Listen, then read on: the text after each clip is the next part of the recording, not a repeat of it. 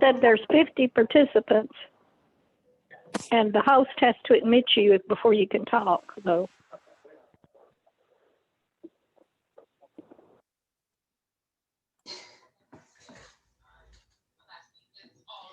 I think we're ready to get started on that note.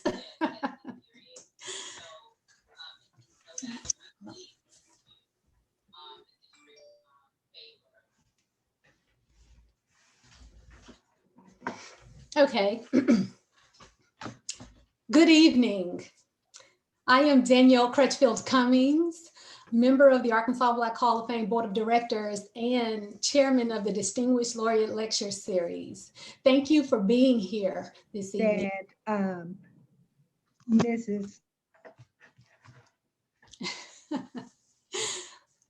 is live and this is technology. So, all right. So this evening, we welcome you to the Distinguished Laureate Lecture Series 10. The Distinguished Laureate Lecture Series is an extension of the Arkansas Black Hall of Fame's many services. It is offered as a free public program designed to provide the community with entertainment or enlightenment through its decorated list of featured guests. Past Arkansas Black Hall of Fame inductees and laureates include Mr. James McKissick in concert, Miss Amina Claudine Myers in concert, Dr. Oliver Keith Baker in lecture, Haki Matabuti in lecture, the Honorable Timothy C. Evans in lecture, Pharaoh Sanders in concert, and most recently, the Honorable Levinsky Smith in lecture. Tonight, we invite you to engage your learning as our dynamic speaker, the Honorable Olly Neal Jr., enlightens us with his experience, his expertise, and his knowledge. He will be interviewed by his equally amazing daughter, Dr. Karama Neal. As we begin, I'd like to let you know that your mics are muted and will remain so throughout the program. But we do want you to engage our speaker, so please feel free to use the reaction button as well. Please put comments, reactions, and questions in the chat. Also, at the conclusion of the exchange, we will have a live Q&A session and we'll take questions from the chat and from Facebook Live. So please do place your comments, questions, and reactions there. Again, I'd like to thank you for being here and welcome. Now, Mr. Stewart.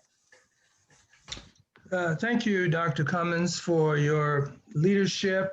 And also would like to thank the design group and their team for their hard work in helping to bring about this year's Distinguished Laureate Series 10.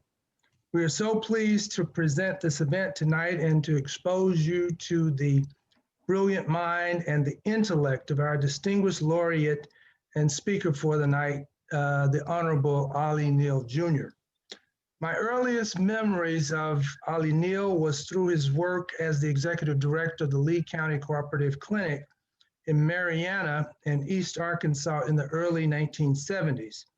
I was a student at the University of Arkansas at Little Rock, and we were always intrigued by this individual and this dynamic personality that we would hear about and read about.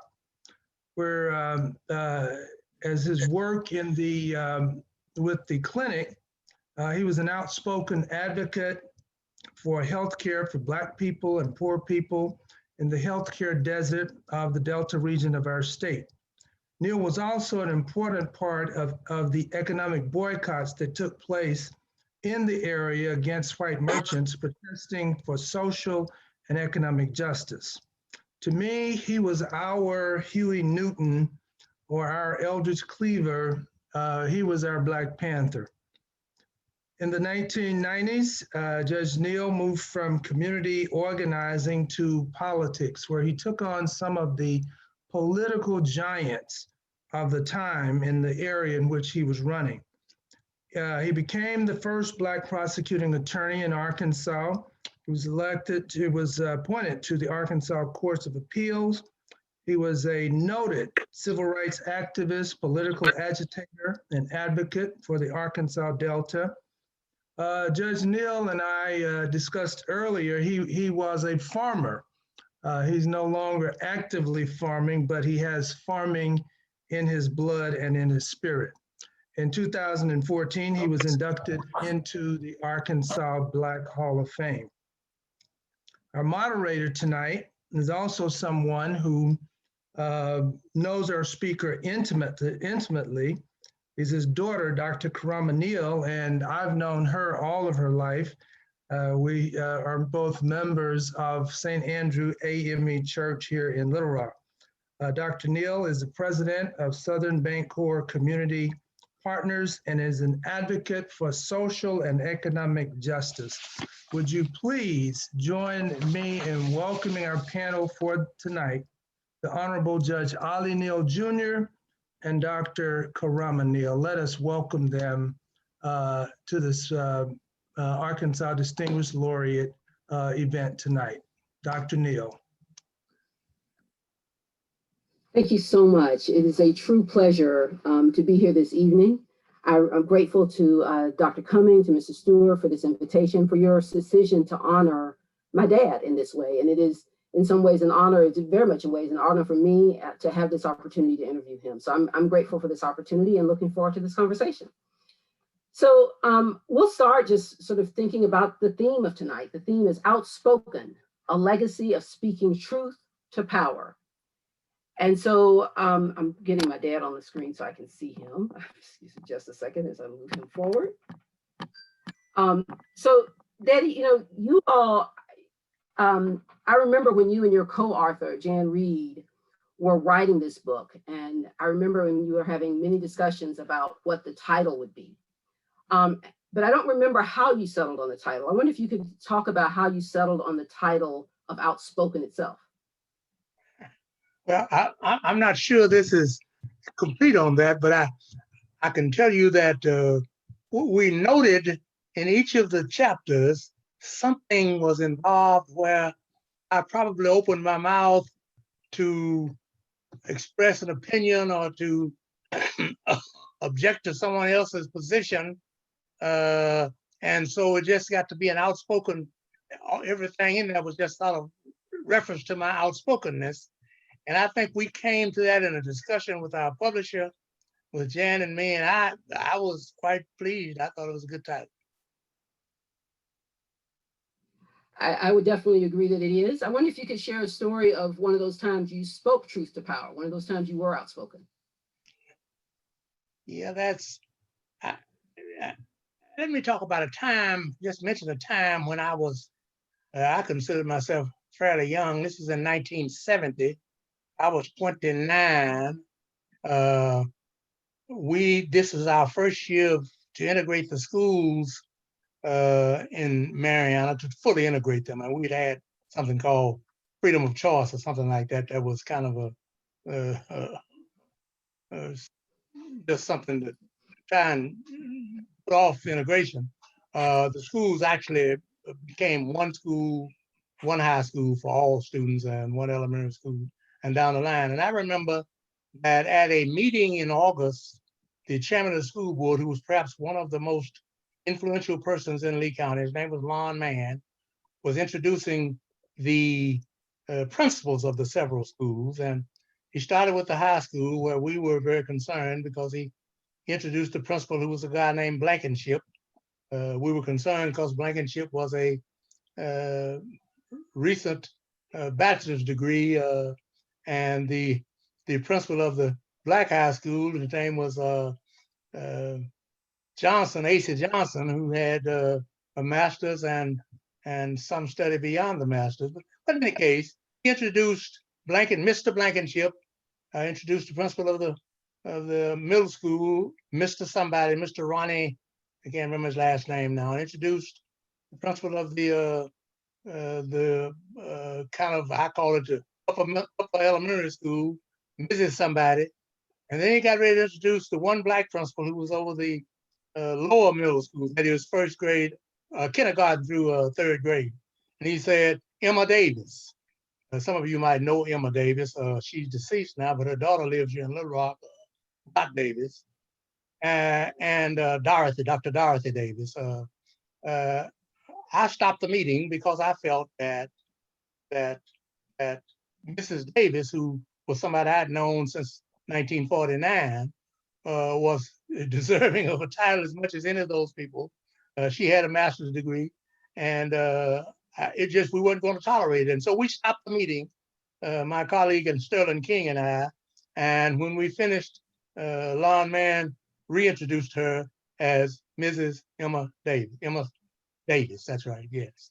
So that was one time. I'll let you sort of guide us where we go. I had another one that was interesting. That was Dale Bumpers, who was quite, I thought, quite useful in his time as governor.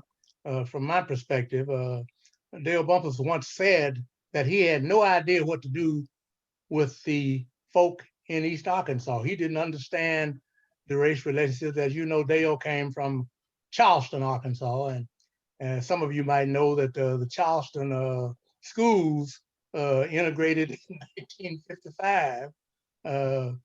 Dale Bumpers was the lawyer for them, and they just took the position they couldn't pay to haul those black kids, 37 or 40 black kids from Charleston area down to Fort Smith every day. So they just integrated them and went on.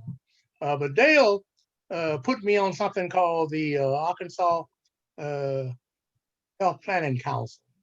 And there were just 2 black people on there. That was me and a woman who's Dr. Williams. I can't think of her first name now.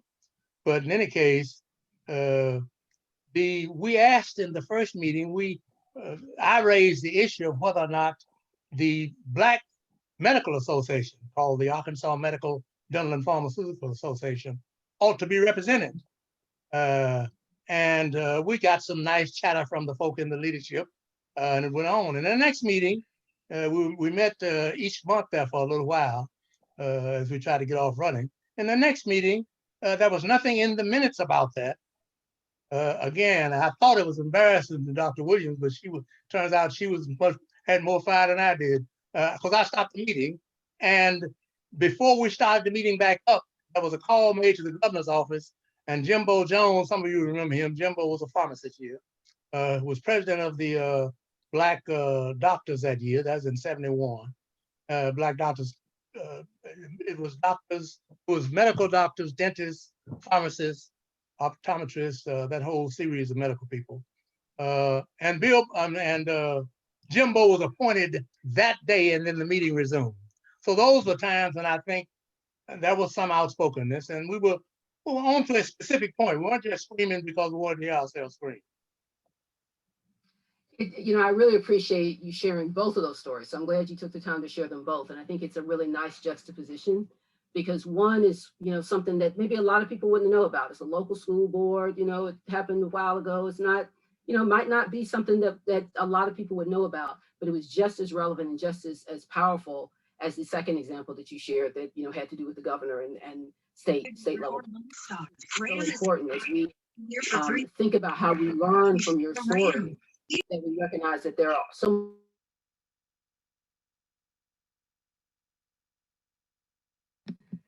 are so many ways that we can speak truth to power.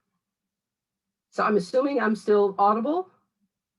Just got a message that I muted. Okay, excellent. Okay, so I did not get a chance to know, sadly, my grandmother, Willie Beatrice Jones Neal. I never got to meet her. She died before I was born. But my understanding from the many stories I've heard from you and my aunts and uncles is that she was quite outspoken herself. I understand that, obviously between her and my grandfather, Olly Neal Sr., there were 13 of you children. My grandmother didn't finish college until about the time you finished high school. My grandfather never got farther than the second grade. You all did not have significant financial resources. And you live kind of off the back off the main road. These are the kinds of things that, at least on paper, are not the kinds of things that suggest a lot of success. And yet, when you look among those 13 children, many of you went to college, many of you have had the kinds of lives where you're able to make solid choices for yourselves, where you have good options for yourself, for your families. And so I wonder if you could talk a little bit about why you think your parents, and then later on you, have been successful. What do you think contributed to that? Well, I think there are a couple of things. I can note that my mom and daddy had 6 children together. Daddy had 5 before mama, and mama had 2 before daddy. Uh, uh, and each of those 6 children have college degrees. Well, at least 2 of them are deceased now. But what I attribute that to is 2 or 3 things that I've never understood fully. One was my dad was as committed to us going to school as my mama was. And that was understandable about my mama because she had known somebody. She had been raised by a man who had graduated from Arkansas Baptist in the 1890s. His name was David Macklin. David Macklin was my great-grandfather, my mama's grandfather. But they were in absolute agreement that we should go to school regularly. Mrs. Anna Strong, who's the principal of our high school, was a strong woman, not just strong with Black folks, but strong, period. And she would not permit our school to have split sessions. That is, at Moden, the entire time Mrs. Strong was principal, the school ran from September through May. For many of the other school districts, including Forest City and Helena, the school ran from July through August and then picked up again in November through May. The split term to allow the young people to get out and pick and pick the cotton in the fall. But the Strong noticed that my dad was committed to going to school in 1953, 53, or 54. We made a pretty good crop. We were not known for our great farming skills, but we would work. And we made a pretty good crop. And so the man that Daddy was renting land from, Mr. McDonald, Charles McDonald, was quite pleased, and he was looking forward to Daddy took up another 40 acres from him. And when time to gather that crop came in September, he thought he'd ride through and see how the gathering was going. And nobody was in the field but Daddy, because we were all in school. Now we had to move the next year, into the farm season. But that was a pretty good showing of commitment to us going to school. And I believe that some of that was just instilled in us. My mama graduated from college at Philander Smith here in Little Rock in August of 1959. I graduated from high school in May of 1958. She was the first one in our family to graduate from college. Then next came my brother, Arjeen Mohammed, Granville Neal, who's now deceased. And then my sister, Gloria. And of course, I was way down the line. I didn't graduate from college until 1974. But their commitment was just real. And even though some of us were not, me in particular, was not enthusiastic about doing all they were doing, it was clear that we couldn't get past that when we began to think logically and thoughtfully about what we were doing with ourselves. I so appreciate that that alignment between the parents. I think it is something that obviously with you all them being in the same house together, that's important, but you can see that even when folks aren't in the same house, and I benefited from that personally as well. So very much appreciate that. Although you aren't, that folks who've read the book know this, so it's no surprise. I was not raised up with my father, but there was very much that alignment, particularly around education, and it certainly has benefited me as well. So as we just continuing on, just thinking through things, I've gotten some requests in the chat, and so we'll see if we can work those things in there as well. We had an opportunity in the fall of 2019 to drive together to Elaine, Arkansas. We went to a memorial for the 100th anniversary of the Elaine massacre. And that was a really trying experience. And I was going to go into something else first, but I wanted, Charles Stewart actually just put in the chat to ask you to talk about the Mariana boycott. And actually, I'm going to pause and I'm going to hold that for just a second until a little later on in the conversation. But when we were on that trip, of course, that was a very somber occasion to be able to be in that space, on that property, and have that memory of that particular time.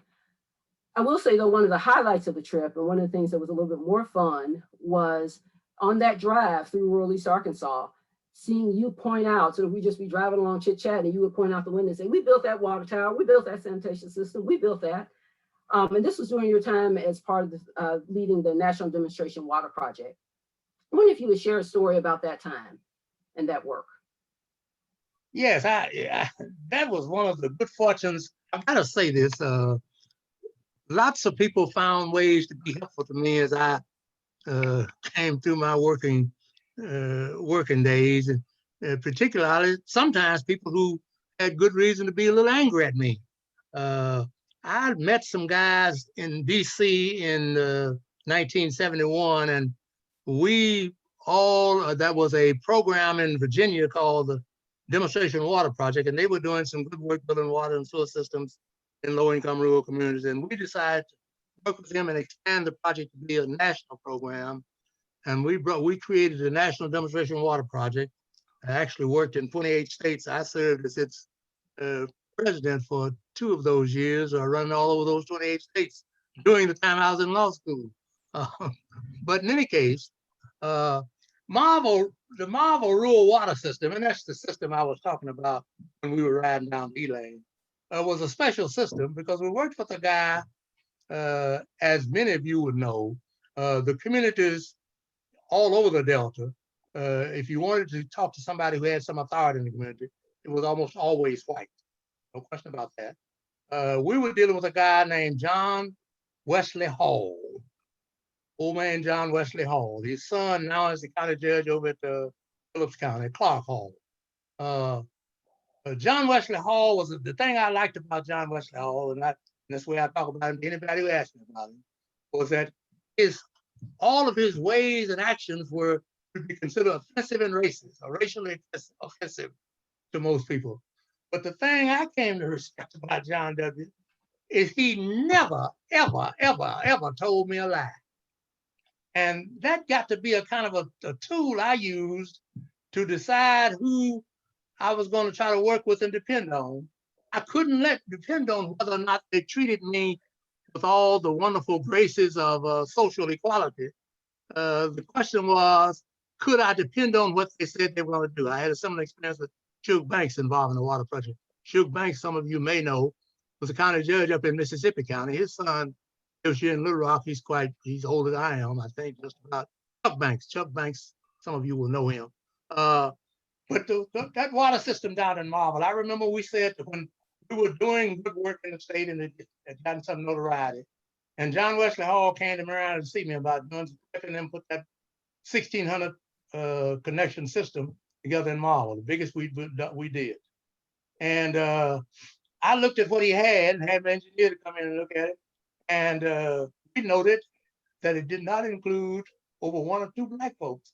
And there was a large 20-house, be 20 connections, housing project there owned by Annie Ruth Zachary and her husband, Cleve Zachary. And so I just said to him simply, Mr. Hall, we can't do this unless you include these Black folks. He said, is that all it takes? I said, yes. He said, when can we meet again? I said, next week. He said, I'll have it. And I know that because Annie Ruth, Mrs. Zachary's about 90 now, but I'm about 80, so if I call her by name, I don't mean no disrespect. But Annie Ruth told me that he came to see her and they worked out a deal to make certain her housing project was included in the construction. So that's how come I remember that area so well, because that was our biggest project, 1,600 connections, 1,600 plus connections.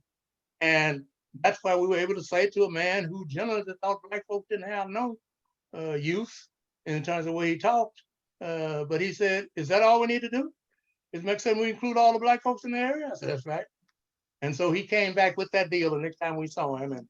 And when we had the next meeting, Mrs. Zachary was there, along with quite a few other Black people who were enthusiastic about it. So that was a part of my experience. It doesn't say a lot about demanding the appropriate respect in terms of being called Mr. Olly, but it does say something about I dealt with folk who I could depend on them doing what they said they were going to do. I appreciate that story. And part of the reason I asked you to tell it, I mean, it's, some folks might think, okay, water project, that's all, everybody got water, but everybody doesn't have water. One of the books that's actually on my reading list right now is it's a book called Waste by Catherine Flowers, and she's in Alabama, and she is trying to get sanitation systems in Alabama for people, many of whom are Black, who don't have sanitation, who are living with waste in yards, do not have sanitation. Hookworm, which people thought was eradicated from the United States, is present in Alabama today. Yes. And so these stories that you tell now have absolute relevance for where we are now and some of the challenges and issues we have to deal with. As I was preparing for this talk, one of the themes that came to mind was this Ghanaian idea of Sankofa. It's an Akan, this is one of the tribes in Ghana, Akan concept taken from a proverb that is roughly translated, go back to the past and bring forward that which is useful. And it's also often represented by a bird. This is a painting I have by a wonderful Arkansas artist, Devin Smith Collins.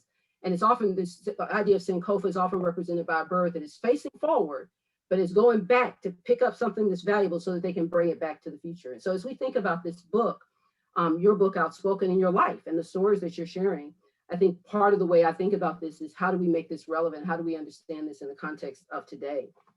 So continuing kind of on that theme, you talk at length in the book about your decision to accept the appointment of district prosecuting attorney.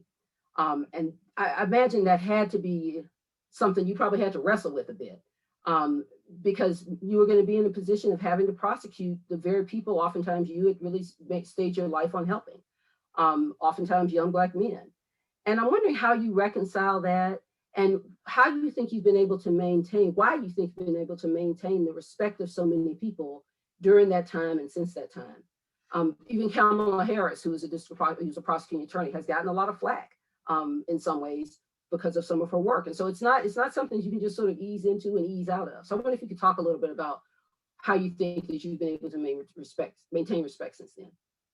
The most consequential job I had was to help start the Lee County Court of Claims. The most difficult job I had was to be prosecuting attorney. It was the most difficult because if you've had a chance to look at the book at all, you will know that from 1960, I've been involved in the sit-ins and all kinds of things demanding equal rights for Black folks since 1960 when I was a sophomore in college. And when I returned to Mariana in 1970, my work continued in that direction. Now, that didn't mean we excluded whites from Lee County Court of Claims, but what we said to them basically was, we're going to run high quality services here. You ain't going to run it. You will have the same kind of access that everybody else have. If you want to come. And of course, that number moved from about 1% initially to about 20% by 1975. So my work had been to say, I am an advocate for Black folk. In the 6 counties where I lived, Phillips County, about 85% of the criminal defendants were Black. Lee County, 90%. St. Francis County, 85%. Cross County, 60%. Woodruff County, 40%. Monroe County, 60%. Now, so when you walk into the courtroom on criminal pretrial day, what you see is a room full of Black folks and several white lawyers and a white judge, a white prosecutor. So when that job was offered to me, Jim Tucker had the nerve to appoint me, and I give him credit for it. I don't know how he had the nerve to do it. In any case, Jim Tucker asked me to take the job on October the 8th, 1991. And I said to him, I kind of knew what I needed to do. I said, I need overnight on it. I just got to talk to some people. And so I talked to several people, including an old man who lived in my community named Vincent Brady. Brady was not an educated man, but he's probably one of the most solid citizens that I knew in the county. And I talked to Brady along with several other people. And what Brady said to me basically was so consistent with what I wrestle with all the time. And that was, if you want to make this system be more responsive to your needs, you've got to, and be fairer to you, you've got to take up the role of running to some degree. And so you can't, I don't want you to do it. I don't want you to prosecute my these boys, but you got to do it. And so on the morning of the 9th, I called, October 9th, I called the governor's office, told him I would do it. He said, I can arrange a swearing in. Who you want to swear in as the Chief Justice? And I was sworn in by Chief Justice Jack Holt on the afternoon of October the 9th. So that job, I had to do it. Now the next question is one that I've been asked by 3 people who I consider to be, in terms of their status in the world, to be my seniors in the large way, even though I know them all pretty well. And I'm not intimidated by them, but they're my seniors. Rodney Slater is somebody that's done quite well, Secretary of Transportation. Richard Mays served on the Supreme Court long time before I got out of law school, even though Richard is younger than me. Both of them asked me on separate occasions, what I want to know is, how did you manage to have the support of the Black folk after prosecuting them? And I said to them, each of them in turn, separate times, that I'm convinced that folk don't have a real problem with following the law and doing right, but they want to know that they're being treated right. They want to know that you care about them as much as you care about anybody else. They want to know that you care about them like you care about yourself. And I can tell you that that was the way I lived my life throughout that entire period of labor. When I served on the Arkansas Court of Appeals, I used to bring kids from the high schools over here. Every year I'd bring groups from 2, 3 high schools in my district over there. Holly Grove, Helena, Mariana, Forest City, and let them see how the court operated, because they needed to understand how we did it.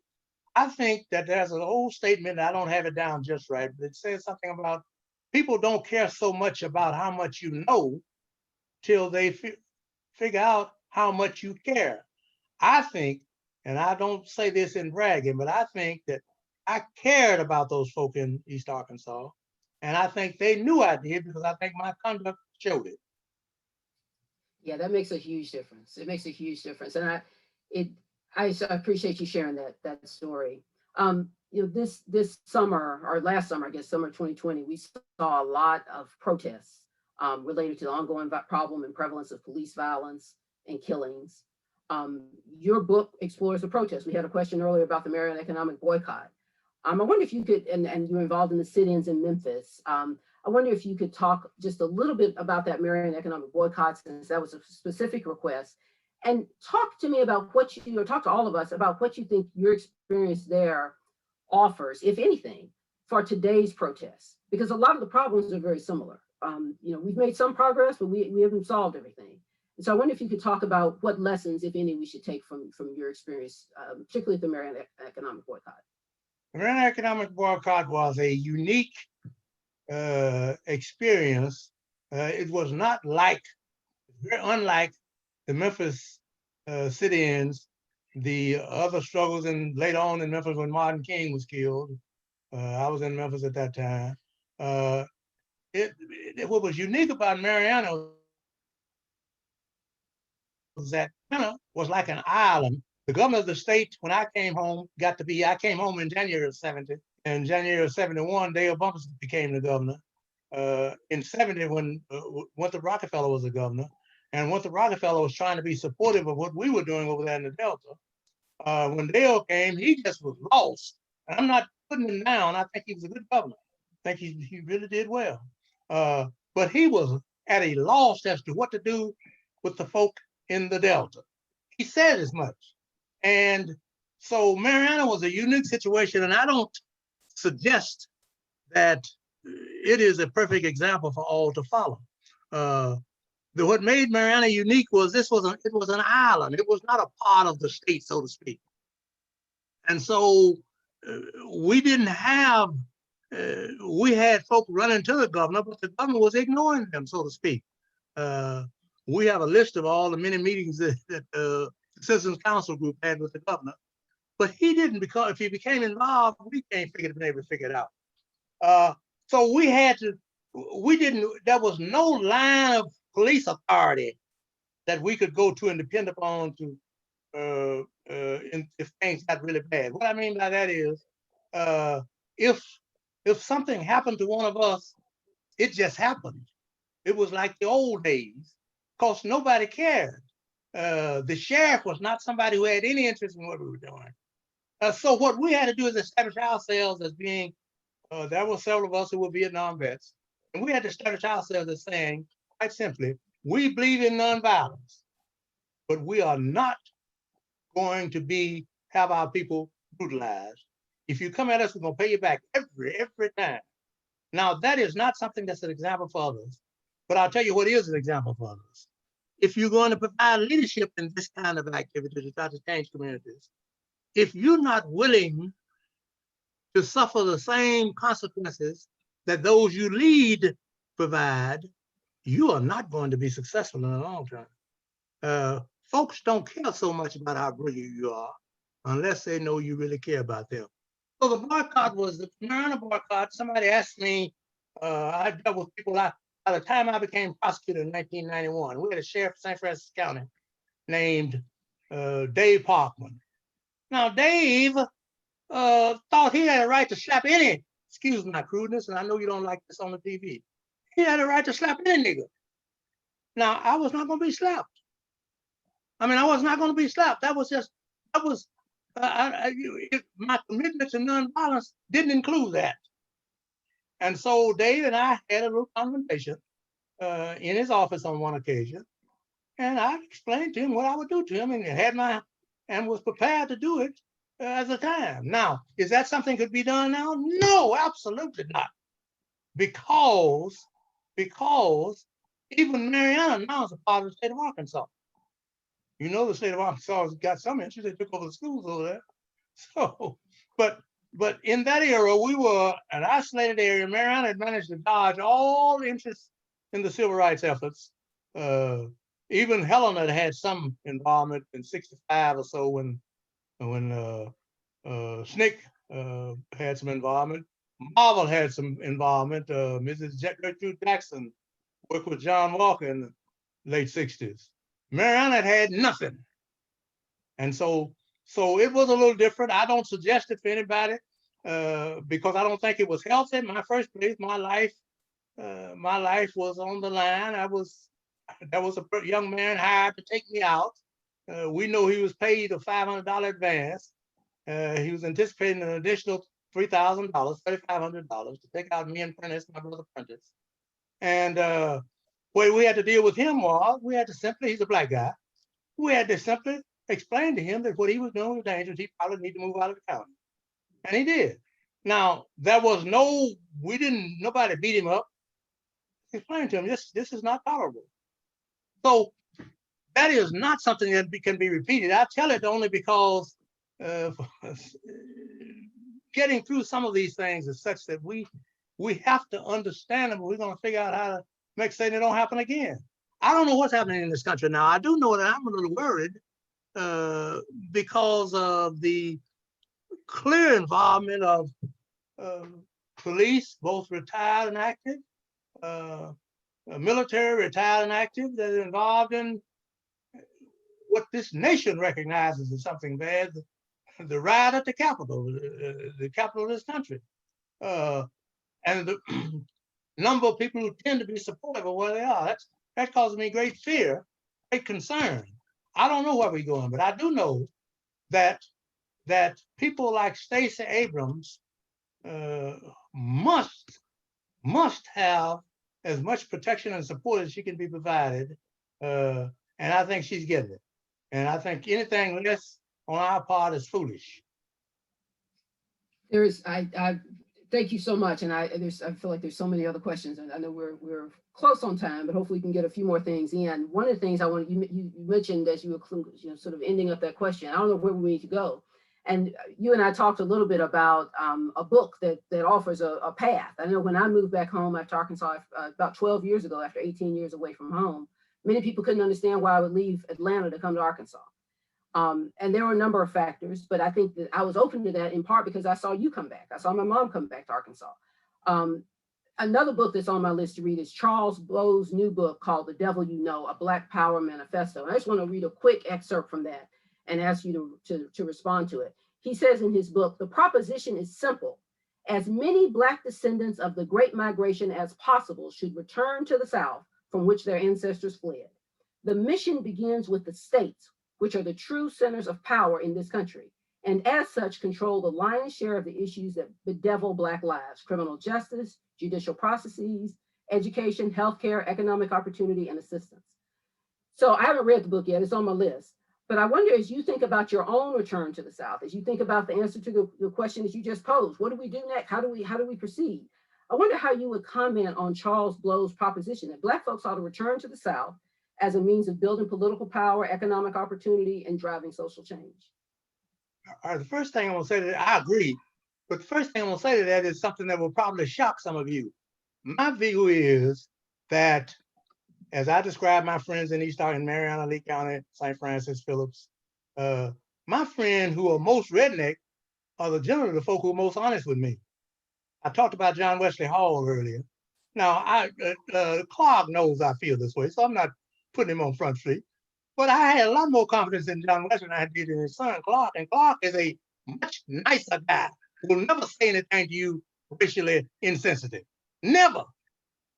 There was a banker down in Helena whose name was, can't remember his name now. He was the president of one of the banks, and his position, and we had a criminal case that I needed. He had said something I wanted him to say in court, and the prosecuting attorney was something gonna make the prosecutor look real bad. The prosecuting attorney and the judge didn't want him to speak, and I insisted, had my subpoena, had him duly served, and was standing by. They either gave me an agreement on my client, or we were gonna put him on the stand, cause he would not get up there and lie for him. Now, what does that mean? Well, it means to me that if you can be sufficiently strong so that folk will respect you, these folk I'm talking about, you've got as much chance, a larger chance of getting something done with them than you do with those folk who tell you, who've learned all the slick tricks to tell you what you need to hear, and then move on to deal past you like we do among many of our more liberal talking friends.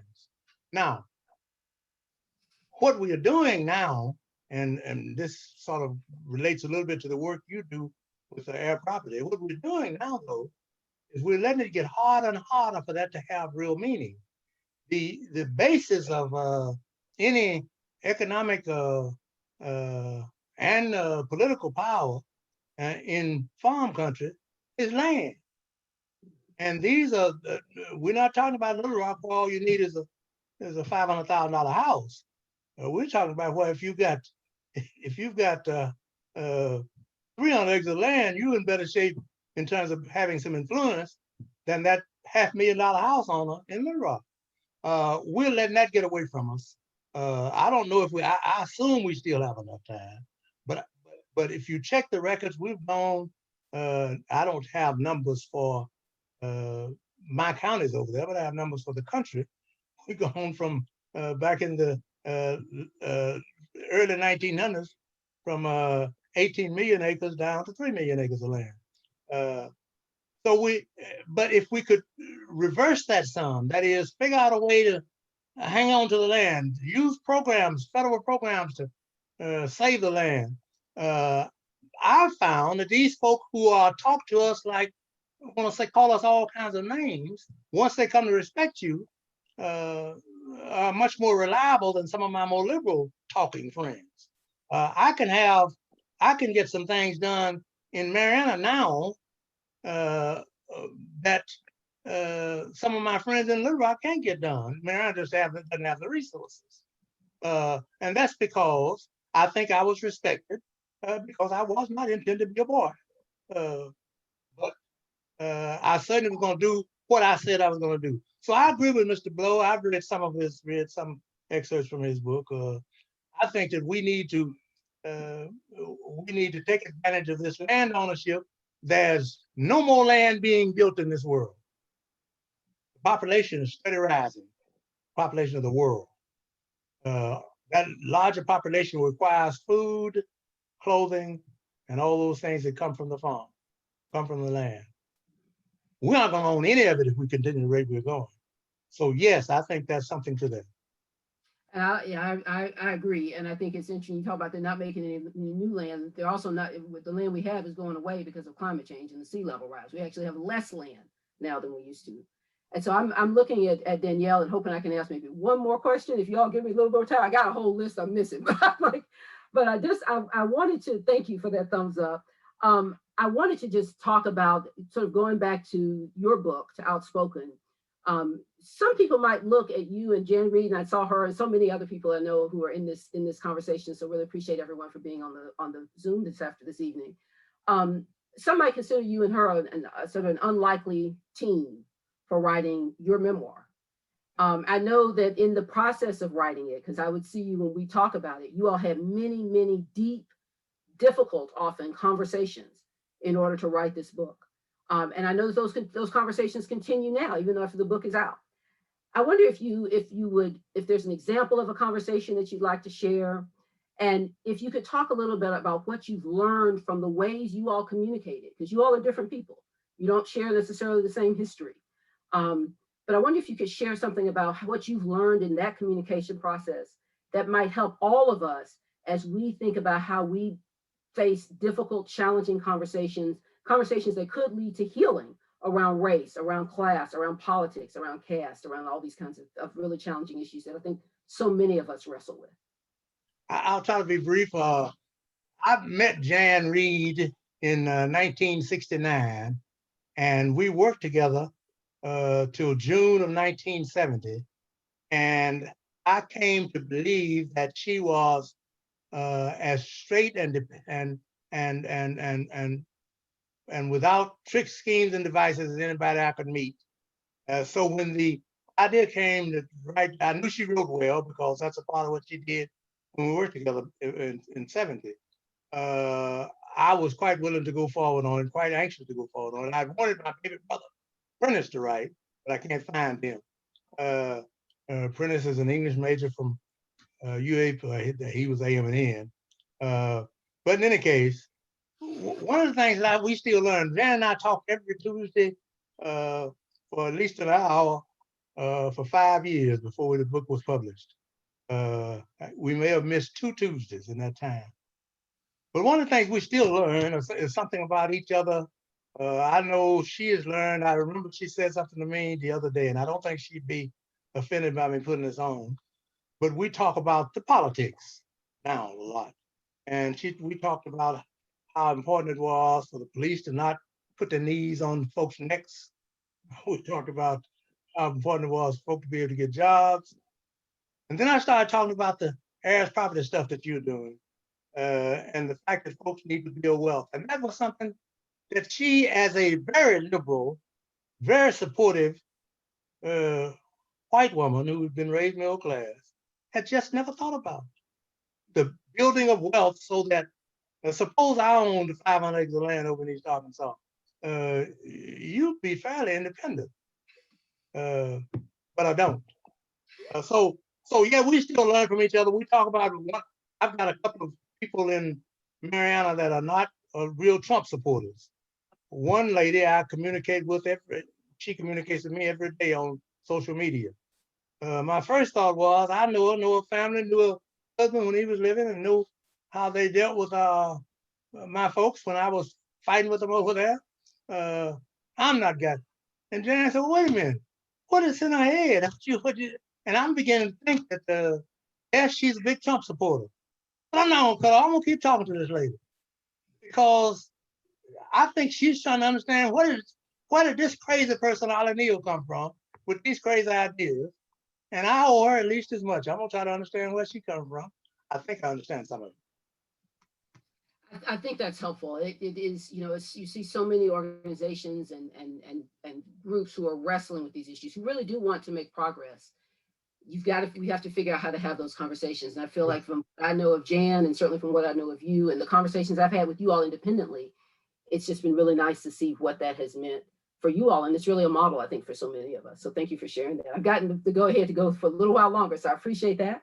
You know, as one of the things I've always appreciated about you, Daddy, is that you have been a lifelong learner. And you know, you definitely have, you know, you worry about your reputation and your street cred and stuff, but I also know that you practice a lot of these things. Like, you know, growing up, you know, you talked about value in education, and I can remember you coming in to go to night school at Bowen School of Law. Wasn't Bowen, couldn't call Bowen then, but you would drive in, and you know, that's real commitment. That's commitment to education. And so just last month, you shared with me a video of a TED Talk by Chimamanda Adichie, is a Nigerian writer, and the talk was entitled "We Should All Be Feminists." And I remember in the text, you sent me the link to it. In the text, you said her message was, quote, spot on. And I like her a lot. I like Chimamanda Adichie's work. And I wonder if you could talk about what resonated with you about that particular talk about feminism. Again, not necessarily something people would always associate with you, but your willingness to learn. I wonder if you could talk a little bit about that. Let me try to express that a little bit. Fact of the matter is, I was raised, remember, Black folks were raised in white controlled communities, and we were generally raised to men should be in charge and women should be secondary, and not have too many thoughts about how things should go. I did have some experiences in my life, had some experiences socially in the 60s, but in the early 70s, I had a very profound experience. I run Health Center in Mariana and at that time, we didn't have national organizations.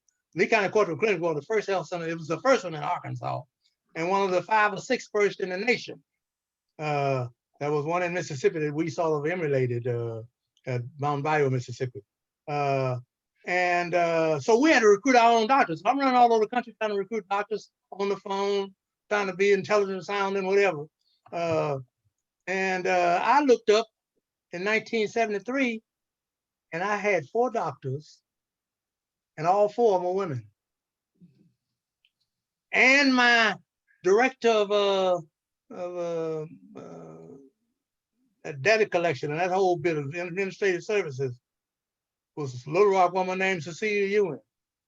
And my director of auxiliary health services was a young woman from Marlton, whose folks live in Little Rock, Ruby Burgess.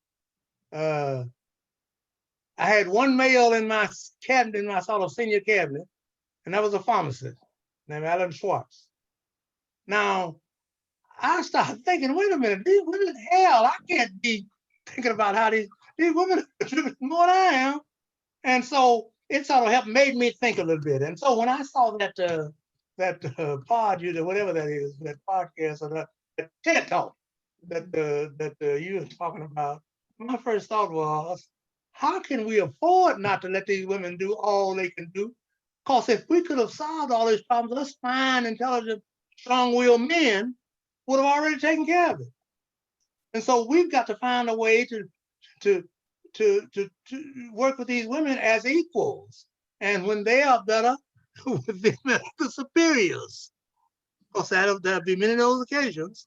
And we've got to we can't afford, the bottom line simply is, we cannot afford to keep our women out of the mainstream doing all that we need to do to make our lives better for us and our children. Well, obviously, I wholeheartedly agree, especially being the mother of a daughter. So there's several people who are asking about the books we've mentioned in the TED Talk, and I'll put those in the chat when we go to the audience Q&A. When I have time to type, I'll add those in. So I think I got time maybe for 2 more questions. One, you mentioned Stacey Abrams earlier, and obviously she's done just a wonderful set of work in Georgia and has really been a model for the country. I wonder if you can talk, because you shared with me, I can't remember where we were, but you shared with me a story about an election in East Arkansas that had significant turnout. I think you characterized it as the highest turnout in Arkansas, or highest turnout in that county at that particular time. And maybe since, I don't know. I wonder if you could talk, and it was really a result of the sustained community organizing that you all have been doing at that time. I wonder if you could share that story, and again, put it and think about Sankofa. How do we learn from that experience as we're getting ready to go into, another election year next year? The 1970 countywide election in Lee County, which included governor and It wasn't a presidential election that year, because the president had been elected in '68. Had the highest turnout in Lee County in terms of percentages ever before or after. It was 85, 87%. The highest turnout ever before or after, even today. Now, the fact of the matter is, one of the things that I think I learned from it was that we were able to do that. Sterling King was probably one of the leading folks who made it happen. He spent the summer in Lee County that year. But we created emotional enthusiasm. We didn't do what I think, we did not have the kind of organization that detailed and educated as well, like what I believe Stacey Abrams those groups related to Stacey Abrams were doing. And I think that was a loss. So, because we couldn't deliver the same number of people in 1972, which was a presidential election.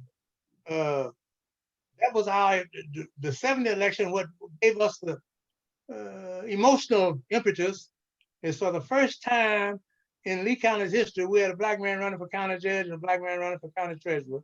And both of them were highly qualified, and everybody knew it. Thomas Ishmael had served in some capacity he was a Lee County farmer, served in some capacity with Governor Rockefeller, and knew his way around, and certainly knew the county well. And we thought we were going to win it. We didn't win it, or at least we didn't. But that was but I think the thing that we did not do well is we relied almost entirely on the emotional element and not on the organizational and the educational aspects along with the emotion. I think that has some emotion in it too. And so we've never had 87% of the vote in Lee County since then, or it hadn't happened before then. And that's been 50 years. It has been 50 years, and but I appreciate this notion that you recognize you can't just rely on the emotional piece. There's other pieces there that you have to do that. I think that potentially is part of the lesson for as we move forward in the state of Arkansas and nationally. Thank you for sharing that. And so it's been now 9 months or so since your book was released, since Outspoken was released. Maybe that gives you a little time for some perspective. I don't know. I know you've been doing a lot of Zooms, had a lot of questions and stuff like that. I wonder if you had more time, more space, more support, all that kind of thing. Is there anything else you would have included? Are there things you wish you could add to that? To the book? Add to the book? Uh-huh. Oh, I feel about the book. I feel about the book like I felt about the bar exam when I took the bar exam. Many of my friends said, "Hot dog, I wish I had written down so-and-so." When I left that bar exam, I had given it everything that I had up here, everything. This book sort of covers all that I want to cover in trying to tell something about my life.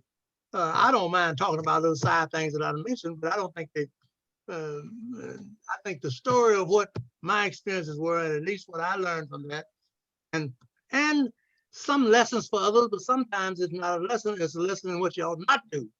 And I agree that that's in this book. There are lessons in this book to tell you, don't do this. But in any case, no, I think I'm satisfied with what we've got here. And if that's, I don't know how that sounds, but I'm satisfied. Well, you and Jan did a fantastic job on it. I'm certainly grateful for it as well. And, this is actually the second time I've gotten to interview you. The first time was during a StoryCorps interview. And I mentioned that, because it was so much fun. If folks haven't seen the very first story I asked my dad to tell on StoryCorps, ended up on NPR nationally, ended up as an animation. If you haven't seen it, just Google Olly Neal StoryCorps and you'll find that story there. But I also mentioned that in this forum because StoryCorps is coming back to Arkansas. They're going to be in Little Rock March 24th through April 24th. And so just encourage folks, it's just a wonderful time to have those kinds of conversations and record them. Part of, you got inducted, we heard earlier in the introduction, you got inducted into the Black Hall of Fame, Arkansas Black Hall of Fame in 2014. And as we prepare to open up this conversation to the audience, I wonder if you could look back on your own induction in the Black Hall of Fame and talk a little bit about what that institution means to Arkansans, means to Black Arkansans, means to Arkansans regardless of race, and means to people outside of Arkansas. I wonder if you could just share a little bit about that as we turn it over to the rest of the audience. Well, I would say to the board of directors and to Mr. Stewart, I think that I don't know who among you, I assume that Mr. Stewart was involved since he's been involved with time, but somebody really was doing some thinking. I think that that it is important for us to know something about the people they bring back here who are outside of Arkansas, who've done great things, the people who sometimes deceased, my friend, some of the people who are still here. We ought to know about them because we ought to know something. We ought to be encouraged to sort of see something about what their experiences were. And if we don't know anything about our history, we're doomed to repeat it. And I don't think we want to live like I lived in 1955. I don't think most of us do. I don't look back at it with any regret because it's what made me what I am. But we don't want to live that way. So I think it's a wonderful thing. And then you find a way to try and support other organizations through I think what my wife told me, some kind of grant program. I don't write grants and grant applications anymore. But so I think it's a wonderful thing, and I hope that it can be sustained. I know that Charles will not think about another thing like this, but he's gonna get a little older, and so he's gonna have to look at the lines of succession. Lines of succession has got to be looked at because this survival thing can get to be kind of hard. It's a wonderful thing, and it's I was quite proud. That was one of the proudest moments for me. Well, I again, was glad to be there that night. Very glad to be here with you, Daddy, this night. Grateful. And your daughter was there that night. That's right, she was. She made a show it. I just very, very pleased to be here. Grateful to the Arkansas Black Hall of Fame for honoring my dad and for this opportunity for me to have this conversation with him. It's a real blessing for me to participate in this way. So I'm grateful to you all. I'm going to turn it back over, I think, to Danielle or to others to moderate any additional conversation. And I'm going to put links to some of the things that we mentioned in the chat in case folks want to follow up on those things. Thank you very much. And thanks, Daddy. Absolutely fantastic. And if I could see the reaction button just lighting up, there should be claps all over the screens right now. Go ahead and do that.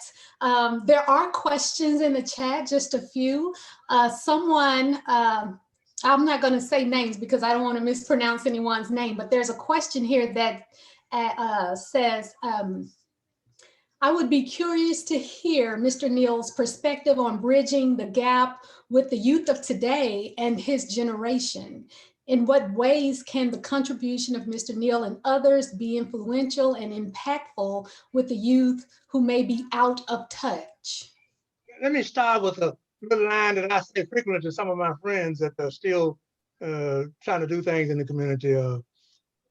First thing we've got to, those people in my age group have got to recognize is that if you are 50, 40, 30, your experiences hadn't been just like mine, and therefore you're not going to act just like I act, and you're not going to approach problems like I act. And when I was 30, 29, running the health center, I didn't approach them the way some of the older people thought I ought to approach them. And yet they managed to give me some support and provide guidance for me, so that if I took the guidance, I could figure out a way to survive. So that's the first thing. That first thing is those of us who got these years on us and experience, we've got to recognize that our experience are very important, but they can't be absolutely controlling. They can't say then, I cannot say that I don't think you should have introduced this like this. I would have done it this way. Because my experiences when I was your age, when my experiences were straight out of the cotton field, so to speak. So that's the first thing, that those of us who are seniors have got to recognize that your experiences will cause you to approach certain problems differently. And when we do that, we'll be more accepting and more supportive of you when you don't do it just like we think you ought to do it. Secondly, I think that you, when I say you, I'm talking about young people now, really do need to try to do as much history as you can pick up so that you can figure out how these folks figured out how to survive in those difficult times so that you can figure out how to survive in these difficult times, because they are difficult. An interesting thing is, as a guy from down at Phillips County, he's deceased. Some of you may know the name Samuel Kuntz. Samuel Kuntz graduated from high school down at Durmont at the little church school down there. Went to UAPB and they said, no, you can't come to school here. This is like in the, Kuntz is about 11 years older than me. I'm born in 41, so he's born in 30. So you can figure out about approximately when it was. They said, no, you can't go to, then he said, so he knew where the president lived. That was you know who Prexy was. So he wrote a letter and went down to Prexy's house and stuck it in the door. And Prexy said, put him in school. He was the first person to do a kidney transplant. He finally ended up going to medical school here in Little Rock. Now he's deceased now.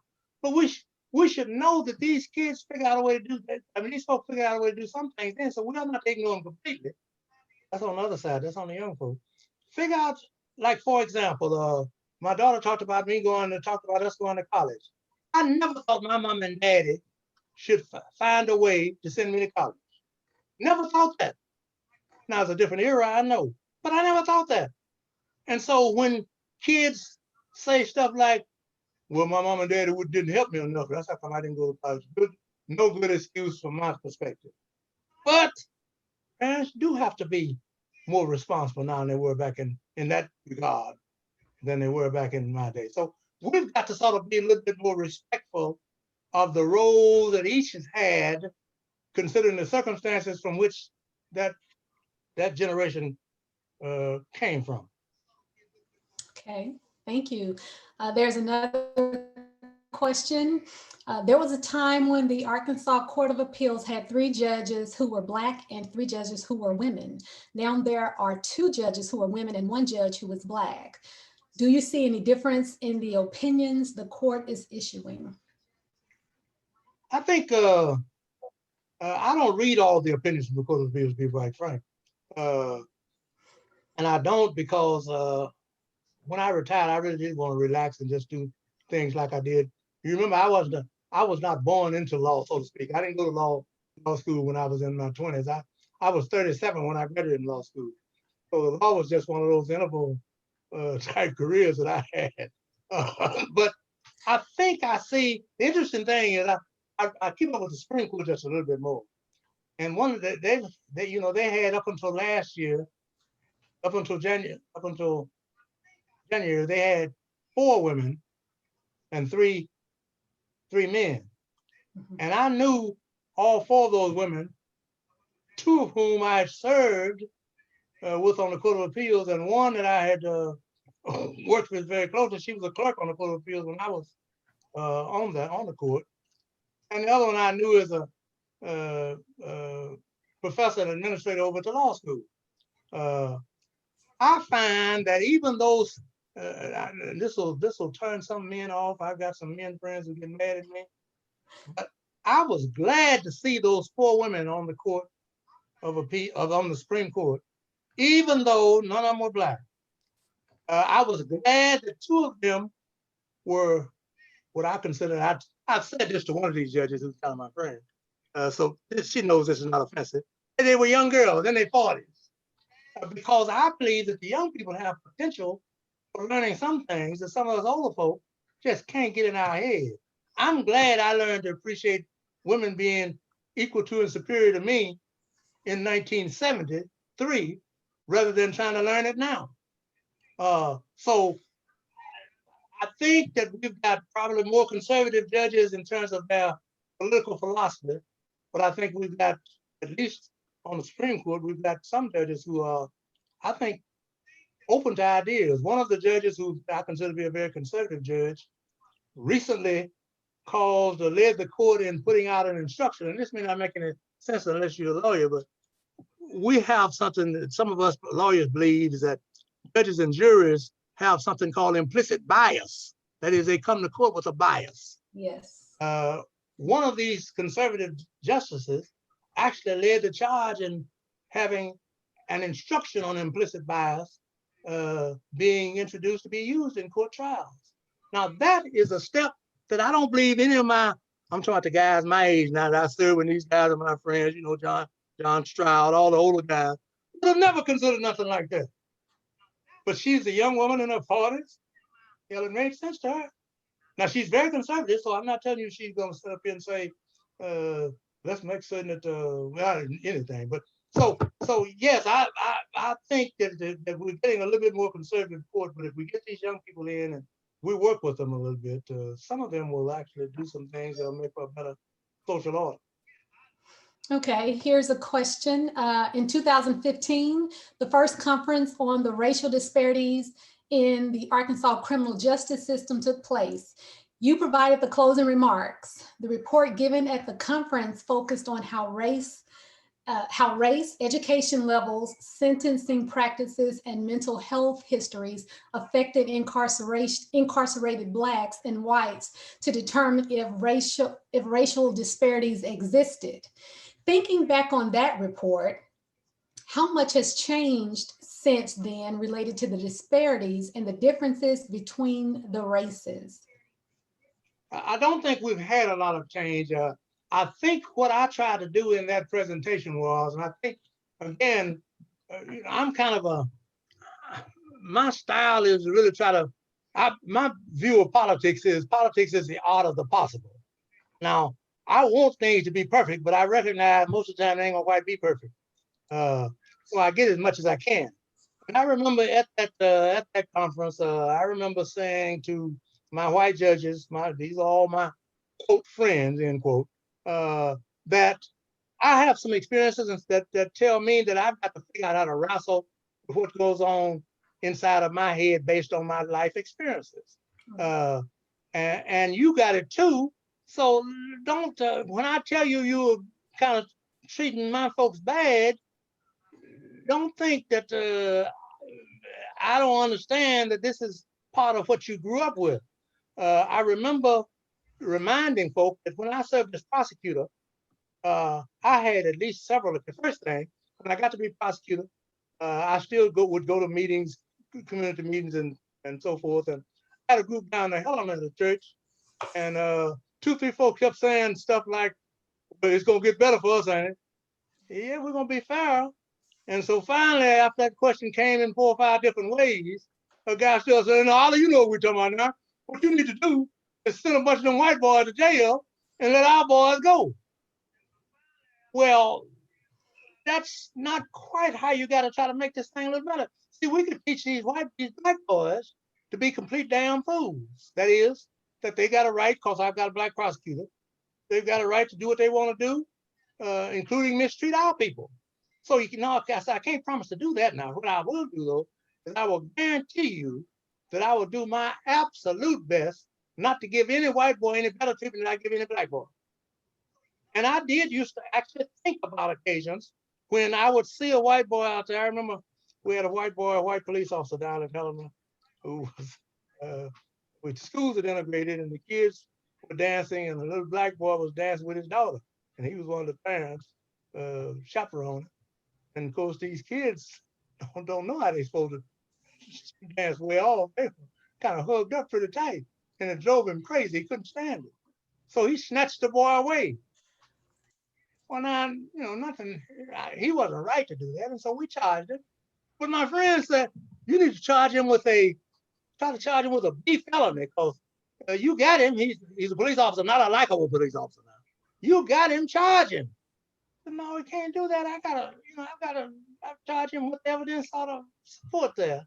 And so, but that's the kind of thing I'm saying that we've got to, we've had, and we've got to figure out how to, I don't know that we're making as much progress as we ought to make, but clearly all of us have got our biases. And the difference is, of course, we've not had any power. Black folks have not had any power to do much with ours. But we can at least use it to point out to our white friends, bias is not unusual, just wrestle with it and don't ignore it. When a judge used to tell me at one of the meetings I was at one time during that same era, the judge said, "I don't see race." I said, "Please, let's talk about that, sir. I want you to see race." Right. Because your mind is already operating whether you see it or not. So I want you to say that, wait a minute, this is my one, I'm like good and certain that I treat him the same way I would treat him if he were my nephew. Because that's what I used to say when I looked at the whiteboard. So I don't know that we're making enough progress. I was sad to see that committee. They were meeting too often. I couldn't stay with them. Jim Guy Tucker was on that committee with us.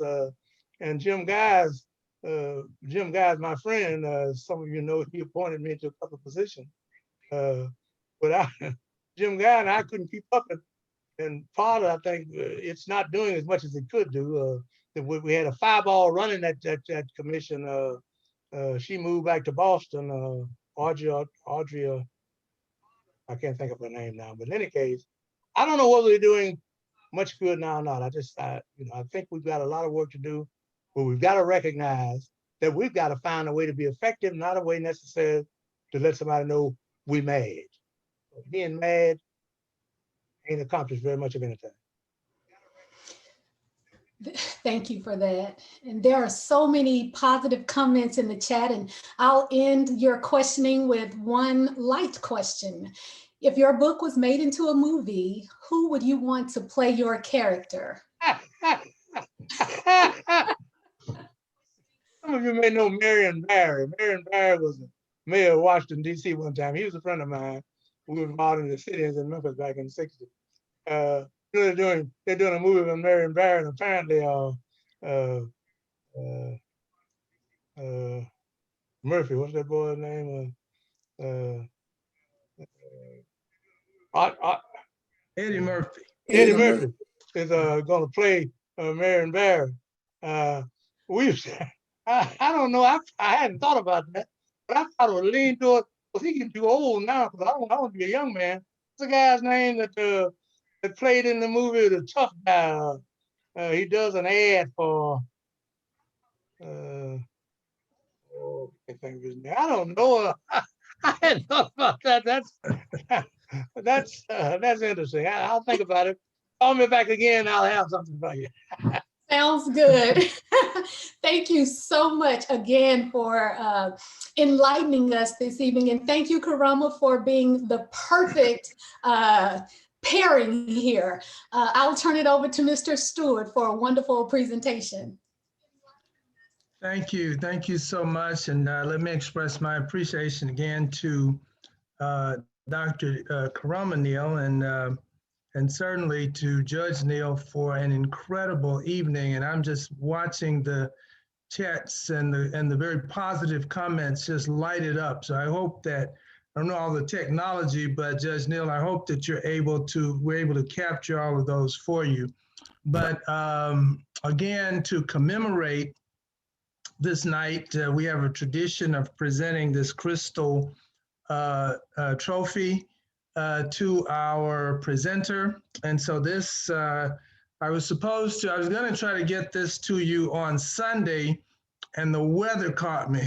But we will get it to you. And it says, Distinguished Laureate Series 10, in appreciation to Judge Olly Neal, February the 18th, 2021. So we're just so pleased with you for sharing this evening and sharing all of this information and knowledge and wisdom.